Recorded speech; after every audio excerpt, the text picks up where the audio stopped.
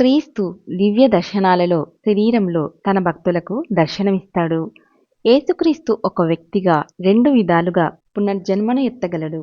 దివ్య దర్శనాలలో మాంస శరీరంలో మీకే కనుక గొప్ప భక్తి ఉంటే మీరాయన్ని మీ లోపలే ఆయన భూమి మీద జీవించి ఉన్నప్పుడు ఎలా ఉండేవాడో ఖచ్చితంగా అలానే చూడవచ్చు. అనేక మంది మహాత్ములు ఆ విధంగా ఆయన్నలా చూశారు.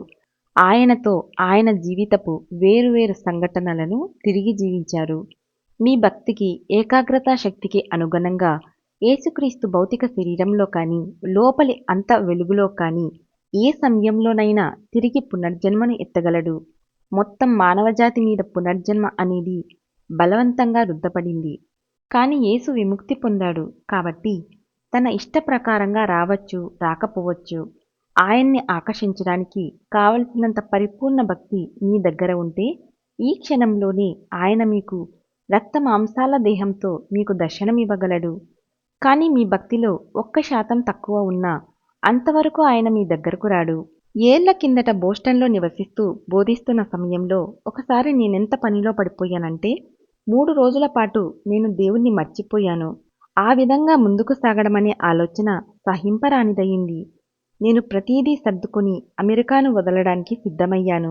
కానీ అప్పుడే మన సాధన చేసే ఒక విద్యార్థి వచ్చి తనతో ధ్యానం చేయమని అడిగాడు. ధ్యానంలో మేము కూర్చున్నప్పుడు నేనిలా ప్రార్థించడం మొదలుపెట్టాను. ఈశ్వరా, అమెరికాలో ఈ పనిని నేను ప్రేమిస్తున్నాను. కానీ పని కన్నా నేను నిన్ను ఎక్కువగా ప్రేమిస్తున్నాను. నేను కనుక నిన్ను మర్చిపోయేటట్లయితే ఈ దేశాన్ని నేను విడిచిపోతాను. నా లోపల నేను భగవంతుడి వాణి విన్నాను. నీకేం కావాలి? చట్టుక్కున నేనన్నాను, నేను కృష్ణుణ్ణి, క్రీస్తుని, వాళ్ళ శిష్యులందరితో సహా చూడాలని కోరుతున్నాను. మరుక్షణమే వాళ్ళని నేను చూశాను. ఒక బంగారు సముద్రం మీద మిమ్మల్ని నేనిప్పుడు ఎంత స్పష్టంగా చూస్తున్నానో అలా.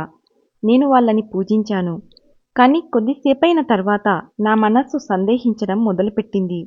ఇది యథార్థం కాదని నేను అనుకున్నాను. కాబట్టి నేను మళ్ళీ ప్రార్థించాను, ఈశ్వరా, ఈ దివ్య దర్శనం కనుక యథార్థమైతే ఈ గదిలో ఉన్న ఆ భక్తుడు కూడా దాన్ని చూడాలి. నా స్నేహితుడు హఠాత్తుగా అరిచాడు, ఆహా, కృష్ణుడు, క్రీస్తు, ఒక బంగారు సముద్రం అని. అప్పుడొక కొత్త సందేహం పుట్టింది. ఇది కేవలం ఆలోచనల బదలాయింపా అని. కాని ఈ ఆలోచన నా మనస్సును దాటగానే భగవంతుడి దివ్యవాణి అంది, నేను వెళ్ళిపోయాక ఈ గది కలువపూల పరిమళంతో నిండిపోతుంది. ఎవరు